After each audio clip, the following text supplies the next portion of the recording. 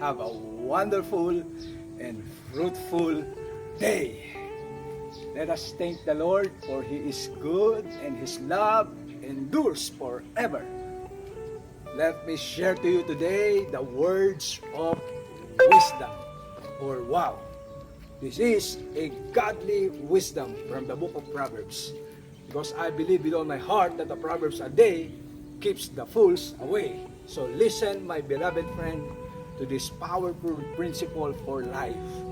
It says in Proverbs chapter 30, verse 25, little ants or feeble ants has a little strength, and yet look how it diligently gathers its food during summer throughout for the winter. So my friend, learn the value of diligence and hard work. Learn from the little creatures called ants. Why ants? Because they are very wise creatures.